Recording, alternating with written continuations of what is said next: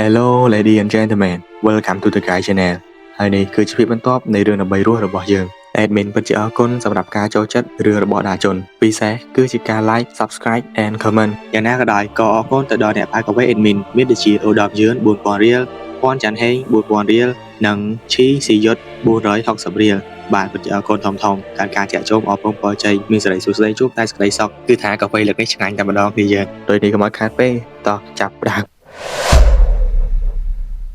ផ្ដើមឡើងមកគឺតបពីភាគមុនក្តៅយកតែម្ដងនៅពេលដែលដាជនបានមកជួយសង្គ្រោះប្រូអ៊ុនដងដែលមកតាមស៊ើបព័ត៌មានអំពី The Execute Member នៃហេងវ៉ានប៉ុន្តែប្រូអ៊ុនដងនឹងមានទៅស៊ើបបានអីក្រៅពីទៅឲ្យពួកអាចអាចារ្យទាំងអស់នេះវាយធ្វើបាបហ្នឹងទេសោតឥឡូវនេះដាជនក៏បានបង្ហាញខ្លួនដែលវត្តមានរបស់គេបានធ្វើឲ្យពួកអាចអាចារ្យនាំគ្នាភ្ញាក់ផ្អើលនិងឆ្ងល់ជាខ្លាំងថាពេលនឹងពីណាគេប្រូម្នាក់នេះក៏បានដើរចូលមកដែលគាត់ពិតជាស្ទាវខ្លាំងមែនទែនឋានៈរបស់គេនៅក្នុងក្រុមពួកអាចអាចារ្យហ្នឹងក៏រៀងធំដែរទៅពេលនោះគេក៏បានដឹងថាប្រូអ៊ុនដងបានចូលរួមក្រុមជាមួយនឹងបរិបទប្លែកមុខម្នាក់នេះឯងមិនចាំយូរនាំតែប្អូនពួកអាចអាចារ្យក៏ចាប់ផ្ដើមនាំគ្នាសម្រុកចូលទៅវិវហាដាជនយកតែម្ដងប៉ុន្តែដូចដឹងស្រាប់ហើយសម្បត្តិត្រឹមជាពួកអាចអាចារ្យទាំងអស់ហ្នឹងគ្មានគីឡូអីជាមួយនឹងដាជនយើងទេដាជនក៏ធ្វើការតតវាមួយជើងប៉ាំងឡើងបែកឈាមខ្ចាយរួចមកប្រូម្នាក់នេះក៏បានកាន់ដំអិតក្នុងមកវិវហាដាជនប៉ុន្តែដំអិតបែបនេះដាជនប្រាឆ្អែតឆ្អន់ហើយដាជនក៏បានចាប់យកដំអិតនោះហើយវិបហាទៅលើគេវិញឡើងសន្លប់ហ៊ីងរួចក៏បន្តគប់ទៅលើបរិសម្នាក់ទៀតបណ្ដាលឲ្យដេកដួលគ្មានថ្ងៃងើបដឹងខ្លួនទេលបងស្ទៀវពេលឃើញអញ្ចឹងក៏ធម្មតាហ្នឹងណាប៉ុន្តែដូចជាតំណងឯងរួចក៏ចាប់ផ្ដើមចូលទៅវិបហាដាជនបន្តតែថាវាយចុះវាយឡើងនឹងគ្មានចូលដាជនសម្បីតែម្ដាយទេមិនចាំយូរដាជនក៏បានទាត់ជើងគេប៉ាំងបណ្ដាលឲ្យអប៉ែម្នាក់នេះចាប់ផ្ដើមស្រែកទាំងការជឿចាប់សង្ស័យតែបាក់ឆ្អឹងបាត់ហើយយ៉ាងតួឯករបស់យើងក៏បានឈរសម្លឹងទៅកាន់គេទាំងកែវភ្នែកកំណាចរួចក៏ប្រាប់ថាចាប់ងើបមកវិញភ្លាមប៉ុន្តែមើលទៅគេដូចជាក្រោមមិនលួចឡើយដូចនេះបាជើងរន្ទះរបស់ដាជនប៊ីទៅដល់កណ្ដាលមុខរបស់គេឬពេញនោះវត្តមានអប៉ែមេគេក៏បានចាប់យកប្រូអ៊ុនដងមកគំរាមតែម្ដងបើសិនដាជនមិនឈប់ទេប្រយ័ត្នប្រូអ៊ុនដងតៃស្មឹងបាត់ទៅឃើញដូចនេះដាជនក៏មិនអាចធ្វើអ្វីបានដូចគ្នាហើយវាក៏បានខ្លាចតែជាឱកាសសម្រាប់ប្រូស្ទៀវម្នាក់នេះងើបទៅវាយដាជនតែម្ដងអប៉ែមេគេសប្បាយចិត្តដល់កហើយនេះគេថាគេហ្នឹងណាប៉ុន្តែរំពេចនោះស្រាប់តែមានរន្ទះជើងពីណាមិនដឹងទេបានសុទ្ធកដាមុខរបស់គេឡើងសន្លប់ឈឹងដែលនេះគ្មានពីណាឆ្ងាយទេក្រៅពីក្រុមរបស់តួឯកយើងនឹងមិនតែប៉ុណ្ណោះពួកគេថែមទាំងមកគ្នាចាទៀតផងដែលធ្វើឲ្យអាប៉ែស្ទៀវនេះចាប់តាមបែកយើងហើយអូខេបានឱកាសល្អអញ្ចឹងហើយចាំការទៀតដាជនក៏ចាប់ផ្ដើមសុទ្ធទៅលើអាប៉ែស្ទៀវនេះមកដៃប៉ាំងដែលមកដៃរបស់ដាជននេះឡើងបាក់ឆ្អឹងខ្មងដៃរបស់គេទៅហើយរួចមកដើម្បីបង្ហើយកិច្ចដាជនក៏លើកកណ្ដាប់ដៃមករួមជាមួយនឹងទឹកមុខនៅកំណាចដែលមើលទៅប្រៀបដូចជាលបងហាន់ជីកាពីមុនអញ្ចឹងរួចក៏ធ្វើការដាក់គេប៉ាំងកណ្ដាលមុខពេញហើយមានណាអាប៉ែហ្នឹងក៏ស្លាប់ទៅរីឯពួកអាចចាយវិញក៏ដេកស្អាតតាមនឹងដែរនឹងឲ្យលទ្ធផលមកនឹងប៉ះគេអត់មើលមុខមើលក្រោយបន្ទាប់ពីគ្រប់យ៉ាងត្រូវបានបញ្ចប់ដាជននឹងគ្រីគ្នាក៏ត្រឡប់ទៅវិញប៉ុន្តែងាកទៅមើលបរនដងគឺទឹកភ្នែកលហែមបាត់ទៅហើយគេបានសុំទោសទៅកាន់ដាជនព្រោះខ្លួនដូចជាគ្មានប្រយោជន៍តទៅសោះមិនបានជួយអ្វីទៅដល់ដាជនហើយនៅធ្វើជាបន្ទុករបស់ដាជនទៀតលើអញ្ចឹងដាជនដកទៅហៅធំតិចឬក៏ឆ្លើយប្រាប់ទៅគេវិញថាឈប់យកទៅអាល្អិតឯងមិនមែនជាបន្ទុករបស់យើងទេឯងគឺជាគ្រួសាររបស់យើងលើអញ្ចឹងប្រូអ៊ុនដងក៏ចាប់ផ្ដើមយំកាន់តែខ្លាំងព្រោះគេពិតជារំភើបខ្លាំងមែនទែនដែលនេះបញ្ជាក់ថាដាជនមិនមែនគិតតែការសងសឹកប៉ុណ្ណោះទេរាល់មនុស្សដែលគេយកមកចូលក្រុមជាមួយគេចាត់ទុកជាគ្រួសារទាំងអស់ហ្នឹងដាជនក៏បន្តនិយាយមកកាន់ទស្សនិកជនថាកាលពីមុនខ្ញុំបាត់បង់គ្រួសារដល់ទៅ2ដងវាពិតជាការឈឺចាប់ខ្លាំងណាស់លើកទី1គឺជាគ្រួសារពិតលើកទី2គឺជាគ្រួសារដែលការចេញពីមិត្តភាពនៅលើផ្លូវប្រយុទ្ធហើយឥឡូវខ្ញុំកំពុងតែមានគ្រួសារថ្មីហើយដូចនេះខ្ញុំមិនអោយនរណាបាត់បង់ទៀតទេនៅត្រង់នេះយើងក៏បានដឹងក៏ព្រោះតែដាជនទោះបីជាគេរីចម្រើនខ្លាំងដល់កម្រិតណាក៏ប៉ុន្តែមនោសញ្ចេតនារបស់គ្រួសារតែតែមាននៅក្នុងខ្លួនគេជានិច្ចដូចនេះផ្លូវដែលគេដើរគឺមិនដូចជាមួយនឹងប្រូយូសងដែលជាមេធំនៃហេងវ៉ានោះទេលើកនេះឡើងគណៈដែលដាជនកំពុងឈរនៅដំបូលគីម្នាក់ឯងប្រូគីមអនក៏បានមកជួបទៀតសោតគេមុខនេះគឺមកស្ដីឲ្យដាជននឹងឯងក៏ព្រោះតែគេពិតជាមិនយល់នោះទេថាហេតុអ្វីបានជាដាជនចាំបាច់ចេញមុខដោយផ្ទាល់អញ្ចឹងកេងរបស់ដាជនហ្នឹងគឺជាមេគេឯងដូច្នេះធ្វើខ្លួនឲ្យស័ក្តិសមជាមេតិចមើលរឿងរបស់កូនចៅបើសិនជាមានបញ្ហាអាចបញ្ជូនអ្នកផ្សេងទៅជួយបានតានឹងឲ្យគ្នាយើងមាត់ស្ដីឲ្យដាជនកប់ក៏ប៉ុន្តែក្នុងចិត្តគេក៏បារម្ភដូចគ្នាក៏ព្រោះតែបើសិនជាមានរឿងអ្វីកើតឡើងជាមួយដាជនទៅនោះផែនការក្នុងការកម្ចាត់ក្រុមហេងវ៉ានរបស់គេប្រកបជាបរាជ័យមិនខានទេណាមួយដាជនគឺជាមេគេដូចនេះគាត់ចង់ឲ្យដាជនធ្វើរឿងអ្វីដែលនៅពីក្រោយខ្នងពួកគេវិញកុំសូវចេញមកដោះស្រាយបញ្ហាផ្ទាល់ពេកព្រោះវាមិនមានសុវត្ថិភាពនោះទេ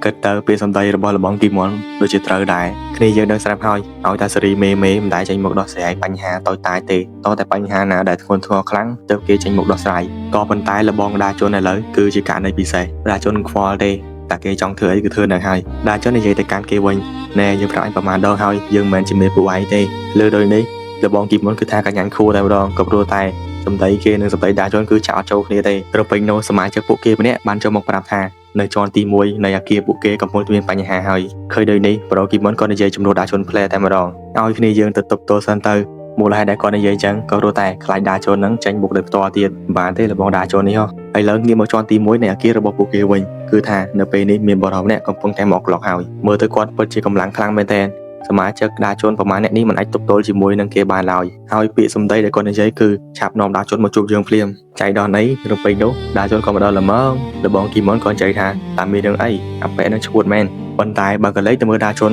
នមានការកៀងយ៉ាងខ្លាំងក៏ព្រោះតែមនុស្សដែលកំពុងឈរនៅពីមុខខ្លួនគ្មាននរណាឆ្ងាយទេក្រៅពីគ្នាយើងទេមើលពីណាគេនេះគឺលបងដេយប់នឹងឯងនៅទីបំផុតខ្ញុំបានជួបឯងហើយដាជននឹងឲ្យគ្នាយើងនៅពេលដែលមិត្តចាស់ជួបគ្នាគឺថាកែវភ្នែកអាលីងលងរត់ទៅយំទេប្រូដេយប់ក៏បានរត់សម្ដៅទៅរកដាជននិងចាប់ស្មាគេព្រមទាំងនិយាយខ្លាំងៗថាសូមវល់ជួយខ្ញុំផងដាជនរីឯដាជនចាប់តាមឆ្ងល់ភ្លឺព្រោះគេមិនដឹងទេថាមានបញ្ហាអ្វីនោះប្រូដេយប់ក៏បន្តនិយាយថាប្រូគីមថាឥឡូវមានបញ្ហាធំហើយលើតែប៉ុណ្ណេះគឺថាមានការងារធ្វើទៀតហើយដាជនយើងរួចពីនោះប្រូដេយប់ក៏ចាប់ផ្ដើមនិយាយហេតុការណ៍ទាំងអស់ប្រាប់ទៅកាន់ដាជនថារឿងរ៉ាវវាកើតឡើងដោយបែបនេះមួយឆ្នាំមុននៅពេលដែលដាជនបានចាក់ចែងទៅក្រុមរបស់ពួកគេក៏មានគំនិតចង់ចាក់ចែងដូចជាដាជនអញ្ចឹងទាសោតម្នាក់ពិតជាឈឺចាប់ខ្លាំងណាស់បើតាមចិត្តខឹងចង់តែទៅសងសឹកឲ្យលបងហាន់ជីទេក៏ប៉ុន្តែប្រូដេយប់ប្រាប់ថ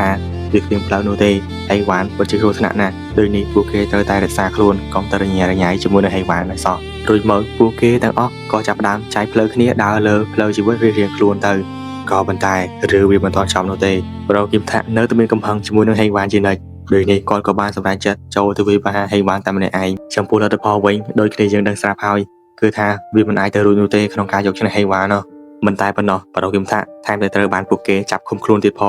ងតម្រាំតែខ្ញុំបានដឹងព័ត៌មានទាំងអស់នេះគឺថាវាយឺតពេលទៅហើយទេសោតប្រូគីមថាឥឡូវត្រូវបានពួកគេចាប់ឃុំខ្លួននៅក្នុងមូលដ្ឋានហេវ៉ាន់ដែលស្ថិតនៅក្នុងទីក្រុងលីនឈွန်ឯណោះពិសេសកន្លែងនោះហើយគឺជាកន្លែងដែលហេវ៉ាន់ចាប់មនុស្សយកទៅលក់នៅក្រៅប្រទេសមូលហេតុធំពួកគេគឺការលក់សរីរាង្គនឹងឯងណាមួយនៅពេលកដាត្រីជុំនេះឈ្មោះជួយដល់សរីរាង្គនឹងចាក់ចេញពីកំពង់ផែអ៊ីនឈွန်ហើយដូចនេះបើសិនពួកយើងមិនទៅជួយប្រូគីមថាឲ្យតាន់ពេលទេប្រូគីមថាច្បាស់ជាតៃស្មឹមខានទេលើនៅរឿងរ៉ាវមួយនេះដាជនពិតជាពិបាកចិត្តមែនទែនគេពិតជាមិននឹកស្មានសោះថាសមាជិកពួកគេកាលពីមុនត្រូវជួបរឿងរ៉ាវទាំងអស់នេះប្រដដងគាត់នៅលើអញ្ចឹងគឺចង់ទៅជួយផ្លែតែម្ដងសមាជិកពួកគេដទៃក៏កិនអញ្ចឹងដែរនិយាយរួមឲ្យតាក់ទងជាមួយនឹងរឿងរ៉ាវរបស់ដាជនម្នាក់ដឹងតែលុកដៃហើយល្អណាស់ពួកយើងទៅជួយគេទាំងអស់គ្នាទៅណែមុននឹងសម្រេចចិត្តគិតឲ្យល្អបន្តិចមើលប្រូគីមុនក៏បន្តនិយាយថាហេវ៉ាន់ឥឡូវវាពិតជាមានឥទ្ធិពលខ្លាំងណាស់អំណាចរបស់គេបានលាតសន្ធឹងយ៉ាងឆាប់រហ័សណាមួយក្រុមរបស់ពួកយើងឥឡូវមានគ្នាត្រឹមតែ30នាក់ប៉ុណ្ណោះដូច្នេះវាពិតជាគ្រោះថ្នាក់មែនទែនប្រសិនបើយើងចូលទៅបំផ្លាញពួកគេឥឡូវប្រៀបដូចជាយកចំណីទៅឲ្យមាត់ខ្លាអញ្ចឹងទោះបីជាប្រូគីមុននិយាយសុទ្ធតែត្រូវប៉ុន្តែចំពោះដាជនការសម្រេចចិត្តរបស់គេគ្មានអ្នកណាអាចមករារាំងបានទេដល់ឃើញដាជនរងរួចអញ្ចឹងប្រូគីមុនក៏ចង្អុលទៅកាន់ប្រូដេយកបដ ாய் គាត់បន្តនិយាយថាតើឯងគិតយ៉ាងណាបើសិនបើអាម្នាក់នេះវានិយាយកុហកណាមួយក្រែងវាគឺជាសមាជិកក្រុមរបស់ឯងចាស់ហើយក្រុមឯងគឺបែកបាក់គ្នាយូរហើយតើដោយនេះដាជនឯងត្រូវបែងចែកច្បាស់លាស់អតីតកាលគឺជាអតីតកាលចំណែកឯបច្ចុប្បន្នពួកយើងគឺជាក្រុមរបស់ឯងឥឡូវនេះឆាប់រើសទៅតើឯងនឹងនៅខាងណាលើដូចនេះដាជនក៏គាំងតែម្ដងមិនដឹងជានិយាយអ្វីទេដែលមើលទៅប្រូគីមុននេះនិយាយសតតែមានហេតុផលទាំងអស់ណាមួយគេក៏ជាមនុស្សដែលពូកែគិតយ៉ាងល្អិតល្អន់ប៉ុន្តែគេពិតជាមិនដឹងទេថាអតីតកាលរបស់ដាជនជាមួយនឹងសមាជិកចៅហាន់ជីមានអ្វីបានកើតឡើងនិងមានមនោសញ្ចេតនាយ៉ាងជ្រាលជ្រៅប៉ុណ្ណានៅថ្ងៃនោះដដែលខណៈដែលគ្រប់គ្នាកំពុងតែមានការភ្លេចខ្លួនដាជនជាមួយនឹងប្រូយប់ក៏នៅតែបន្តធ្វើដំណើរទៅជួយប្រូគីមថាតតែបានប្រូគីមុនបានសម្លឹងមើលទៅកាន់ពួកគេព្រោះគាត់ដឹងច្បាស់ណាស់ថាដាជនប្រកាសជាទៅតបានហ្នឹងឥឡូវដូចជាការសង្ស័យរបស់គាត់មែនទាសោតដើម្បីបានទៅដល់កំពង់ផែអ៊ីនឈွန်ដាជននិងប្រូដេយកត្រូវការជិះរទេះភ្លើងមួយខ្សែពេលកំពុងធ្វើដំណើរប្រូដេយកក៏បានសួរនាំអំពីរឿងមួយចំនួនទៅកាន់ដាជនតាមពិតទៅគេពិតជាភ្ញាក់ផ្អើលណាស់ព្រោះមិនដែលស្មានសោះថាដាជនឥឡូវប្រែប្រួលដំឡឹងប្រសិនបើមិនបានឃើញផ្ទាល់ភ្នែកទេប្រូដេយកប្រហែលជាគ្មានថ្ងៃជឿឡើយថាដាជននឹងគឺជាមេធំនៃក្រុមមួយនេះឯងណាមួយគាត់ពិតជាឆ្ងល់ខ្លាំងណាស់តើដាជនបង្កើតក្រុមនេះឡើងដើម្បីសងសឹកជាមួយហេងវាងមែនទេលើដូចនេះដាជនក៏ចាប់ផ្ដើមនិយាយការពិតចាប់តាំងពីការចាក់ចេញពីគ្រួសារចៅហាន់ជេលគ្មានថ្ងៃណាដែលដាជនគេលក់ស្រួលនោះឡើយរាល់ថ្ងៃគេនឹករលឹកទៅដល់ក្រុមគ្រួសារគេជានិច្ចចំពោះរូបគេផ្ទាល់បន្ទាប់ពីហាន់ជេលស្លាប់បាត់ គោលដៅបំផុតនៃជីវិតគឺការសងសឹកទាសោតការសងសឹកមួយនេះមិនមែនសម្រាប់គេទេប៉ុន្តែវាគឺសម្រាប់ហាន់ជើដោយនេះហេវ៉ាត្រូវតែលាយចាប់តាំងពីពេលនោះមកដាជនបានព្យាយាមហ្វឹកហាត់ខ្លួនឯងពង្រឹងរាងកាយពង្រឹងសមត្ថភាពនិងបានបញ្យល់គ្នាឥតឈប់ឈរនៅលើដងផ្លូវមួយនេះដើម្បីឲ្យគោលដៅក្នុងការកម្ចាត់ហេវ៉ាទទួលជោគជ័យដាច់ខាតគេត្រូវតែហ្វឹកហាត់ខ្លួនឯងឲ្យកាន់តែខ្លាំងមួយឆ្នាំកន្លងមកនេះគេមិនដែលខ្វល់ទេថាសត្រូវរបស់ខ្លួនមានចំនួនច្រើនឬក៏តិចដាច់ខាតគឺត្រូវតែបញ្យល់មិនដកថយពិសេសនៅពេលបានបញ្យល់ម្ដងរាងកាយរបស់ដាជនប្រៀបដូចជាខ្មោចចូលអញ្ចឹងចង់សត្រូវច្រើនប៉ុណ្ណាក៏គ្មានកន្លោអីជាមួយនឹងដាជនយើងដែរអ្វីដែលដាជនចង់ឲ្យប្រដេយកដឹងនោះគឺថារូបគេផ្ទាល់មិនបានបង្កើតក្រុមមួយនេះឡើងមកទេរាល់មនុស្សដែលស្ថិតនៅក្នុងក្រុមរបស់គេបន្ទាប់ពីត្រូវបានដាជនជួយពួកគេក៏សម្រេចចិត្តដើរតាមដាជនរហូតមកណាមួយគោលដៅរបស់អ្នកទាំងអស់គ្នាគឺមានតែមួយទេដើម្បីកម្ចាត់ហេវ៉ាចោលនឹងឯងប្រដេយកពិតជាមានការភ្ញាក់ផ្អើលខ្លាំងណាស់នៅពេលដឹងរឿងរ៉ាវមួយនេះដែលមើលទៅដាជនពិតជាមិនលេងសើចនោះទេសាច់រឿងក៏បានកាត់មកកាន់កំពង់ផែអ៊ីនឈွန်ដែលនៅទីនេះប្រូគីបថាត្រូវបានក្រុមហេវ៉ានវាយធ្វើបាបយ៉ាងដំណំដែលមើលទៅសភាពរបស់គាត់ពិតជាវេទនាភ្នែកណាស់ទាសោតអ្នកដែលកំពុងជិះជាន់ទៅលើគាត់នោះគ្មាននរណាឆ្ងាយទេក្រៅពី The Execute Member នៃហេវ៉ានឈ្មោះថាមូនសង្ហូហៅកាត់អក្បាលទៅខូចនឹងឯងគេក៏បាននិយាយទៅកាន់ប្រូគីបថាតើនេះមែនទេគឺជាប្រូគីបថាដែលមកពីក្រុមโจហានជិលល្បីថាខ្លាំងណាស់តើប៉ុន្តែមិនគួរទៅជាអញ្ចឹងពិតជាគួរឲ្យអស់សំណើចមែនឆាប់បិទមាត់ទៅអាចង្រៃយើងនឹងស្លាប់ពួកឯងទាំងអស់គ្នាដោយឡែកប្រូគីមថាទោះបីជាឈឺចាប់យ៉ាងណាក៏គេមិនបោះបង់នៅគោលដៅក្នុងការតាមផ្ដួលហេវ៉ាននោះដែរអាក្បាលទឹកក្រោយក៏បន្តនិយាយថាថ្មីនេះយើងចូលចិត្តមើលវីដេអូនេសាទត្រីនៅលើ YouTube ខ្លាំងណាស់ក៏ព្រោះតែពួកអាត្រីល្ងងច្បាស់ជាចូលអន្ទាក់របស់អ្នកនេសាទដោយនេះយើងពិតជាចង់ដឹងខ្លាំងមែនតើថាយប់នេះមាននរណានឹងជួយឯងទៅទេសោតមិនបាច់ភ័យទេមុននឹងក្រោយក៏បានជួបនឹងសាច់រឿងក៏បានកាត់មកកន្លែងមួយប្រូពីរនាក់នេះឈរសឹកក៏ស្រាប់តែមានស្រមោលបរោះពីរនាក់ដែលម្នាក់បានចាប់គេបោកព្រួយទៅលើដីម្នាក់ទៀតក៏បានសុតគេម្ដាយប៉ាំងសន្លប់ឈឹងតែម្ដងដែលនេះគ្មាននរណាឆ្ងាយទេក្រៅពីតួឯងយើងជាមួយនឹងប្រូដេជប់ពេលនេះគាត់ក៏បានមកដល់កំពង់ផែអ៊ីនឈွန်បានសម្រេចខណៈនេះដូចជាគ្មានអ្វីត្រូវគិតគូរច្រើននោះទេក្រៅពីទៅយកប្រូគីបថាត្រឡប់មកវិញហើយគ្នាយើងត្រៀមទៅព្រោះថាបន្តិចទៀតមិត្តចាស់សត្រូវចាស់ក៏នឹងបានជួបគ្នាសាជាថ្មីក្រោយមកបន្តពីសាកសួរប្រូម្នាក់នេះទើបដឹងថាប្រូគីមថាត្រូវបានគេចាប់ខ្លួននៅក្នុងឃ្លាំងមួយនេះឯងប៉ុន្តែវាមិនងាយស្រួលនោះទេព្រោះសមាជិកពួកគេមានច្រើនជាងអ្វីដែលដាជនបានគិតទៅទៀតដោយនេះបើពួកគេចូលឆាវប្រហែលជាគ្មានផលល្អឡើយចង់មិនចង់មានតែរៀបចំផែនការមួយសិនទៅបានដោយឡែកនៅក្នុងកំពង់ផែនោះគឺជាកន្លែងដែលហេវ៉ានបានចាប់មនុស្សយកទៅលើកគ្រឿងក្នុងនោះឯងដោយឡែកមនុស្សពីរនាក់នេះក៏ជាជនរងគ្រោះដែលហេវ៉ានត្រៀមនឹងលក់គ្រឿងក្នុងទៅឲ្យបរទេសដូចគ្នាពួកគេពិតជាភ័យខ្លាចណាស់ហើយក៏ធ្វើការសំងវប៉ុន្តែជាលទ្ធផលមានតែការវាយធ្វើបាបប៉ុណ្ណោះអាឡៃតែវាយចូលដៃស្រាប់តែមានមនុស្សម្នាក់បានមកផ្ទះក្បាលគេពងដែលអាប៉ែម្នាក់នេះឈ្មោះថាលីហាក់ស៊ូគឺជាប្រធានផ្នែកខាងជួយដល់មនុស្សរបស់ហេវ៉ានគេក៏បានប្រាប់តែកូនចៅគេថាពួកឯងឈ្មោះទេអីឯងដឹងអត់ថានេះគឺជាទំនិញហើយពួកឯងនាំគ្នាទៅវាយទៅអីចុះបើសិនជាគ្រឿងក្នុងពួកគេមានការខូចខាតតើឈ្មោះរបស់យើងនឹងទិញអត់បើពួកឯងទៅទេចាំអញប្រាប់កាពះមានតម្លៃ$570ថងទៅប្រមាត់តម្លៃ$1370បេះដូងមានតម្លៃ$150,000ណោះដូច្នេះពួកអាល្ងងឯងមុននឹងវាយទំនិញគួរតែគិតគូរផងមិនយ៉ាធ្វើថ្មោងនឹងឲ្យគ្នាយើងស្ដាប់មិនច្រឡំទេគឺថាពួកអាទាំងអស់នេះវាពិតជាចង្រៃមែនតើដើម្បីលុយវាគ្មានគិតបនបាបអីទេលេងចាប់មនុស្សយកទៅជួញដូរចឹងហ្មងណាប៉ែម្នាក់នេះបន្ទាប់ពីនិយាយហើយវាក៏ទិញបារីយកមកជួបប៉ុន្តែប្រពេញនោះស្រមោលដាជនបានបង្ហាញខ្លួនឡើងនឹងបានចាប់បារីគេចេញតែម្ដងមិនចាំយូរគេក៏ស៊ីមួយរន្ទះជើងរបស់ដាជនដួលបាត់ងាទៅក្រោយប៉ុន្តែប៉ុណ្ណោះគ្នាដតីទៀតពិតជាមានការជាប់អើតែប្រូដេចុងក៏មិនលើកលែងពួកគេដែរត្រូវតែម្នាក់ម្ដាយគឺថាសន្លប់បាត់មាត់ឈឹងដាជនក៏បានប្រាប់ឲ្យជនរងគ្រោះពីរនាក់នេះបញ្ញាប់ចាកចេញរីឯគេក៏នឹងនៅតែបន្តជួយប្រូគីបថាតទៅបានចំណែកឯផែនការរបស់ដាជនគឺថានៅពេលដែលពួកគេភ្លេចខ្លួនដាជនក៏បានទៅដុតម៉ូតូពួកគេនៅក្បែរទូកុងតឺន័រមួយដោយនេះពួកអាទាំងអស់នោះប្រកាសជារវល់ជាមួយនឹងការពន្លត់ភ្លើងដោយនេះឃ្លាំងដែលពួកគេលាក់មនុស្សក៏មិនមានអ្នកយាមច្រើនដែរទេសោតអ្វីគ្រប់យ៉ាងក៏បានប្រព្រឹត្តទៅតាមដំណើរការរបស់គេ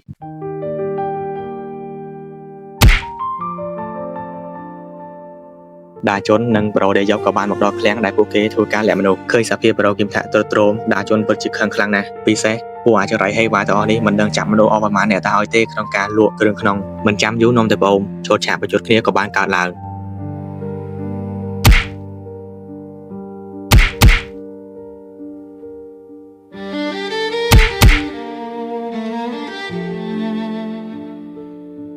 ដោយគ្នាយើងបានឃើញស្រាប់ហើយថាពួកអាចចាប្រមាណនេះវាគ្មានកន្លោអីជាមួយនឹងដាជននិងប្រូដេយកនោះទេខណៈដែលពួកគេបំរុងនឹងយកប្រូគីបថាចាក់ចេញគាត់ក៏បានប្រាប់ថាឥឡូវនេះចាប់រត់ចេញភ្លាមទៅព្រោះថាពួកគេបានចូលអន្ទាក់របស់ប្រូសង្ហូបាត់ទៅហើយការពិតមិនអាចបកកាយបានរឿងដែលដាជនមិនដែលស្មានដល់ក៏បានកើតឡើងព្រមគ្នាសម្លេងបរិបម្នាក់ក៏បាននិយាយឡើងពួកអាត្រីល្ងងអើយព ពួកឯងចាញ់បោកអ្នកនេសាទតតែបានណាគេនិយាយរួចសមាជិកពួកគេក៏បានប្រមូលផ្ដុំគ្នាចូលទៅក្នុងឃ្លាំងមួយនោះតែម្ដងរួចក៏ធ្វើការខ្ទាស់ទៅលើទ្វារចិត្តមិនឲ្យអ្នកណាចាញ់បានឡើយដែលមើលទៅនេះគឺជាអន្ទាក់សម្រាប់ទទួលស្វាគមន៍ដាជន់និងបារ៉ូដេជប់នឹងឯងទាសោតវត្តមានរបស់បារ៉ូសង្ហោក៏បានលេចទៅដែរខ្លួនឡើងនិងបាននិយាយទៅកាន់ដាជន់ថាខានជួបគ្នាយូរហើយអេមដាជន់មើលទៅឯងឥឡូវដូចជាផ្លាស់ប្ដូរខ្លាំងមែនតើនេះតើការស្លាប់របស់ចៅហាន់ជីទើបបណ្ដាលឲ្យខ្លាចអញ្ចឹងមែនប៉ុន្តែហេតុអ្វីបានជាឯងនៅរស់អញ្ចឹងហើយដឹងអត់យើងដូចជាគ្មានអារម្មណ៍ល្អតទៅសោះនេះមុខនេះសម្លេងនេះនៅពេលដែលដាជន់បានឃើញគឺថាក្តៅឆេវតែម្ដងតាមមើលទៅគំនុំចាស់ប្រហែលជាត្រូវបានបញ្ចប់ក្នុងពេលបន្តិចទៀតនេះហើយប្រូសង្ហោក៏និយាយបន្តតោះពួកឯងឆាប់ចូលទៅសម្លាប់វាទៅលើនៅពាក្យបញ្ជារបស់មេខ្លួនពួកចោចែមចាំការទៀតក៏សម្រុកចូលទៅព្រមគ្នាទៅកាន់ដាជន់ជាមួយនឹងប្រូដេយកតែម្ដងប្រូម្នាក់នេះរៀបនឹងចាត់ការប្រូដេយកទៅហើយស្រាប់តែ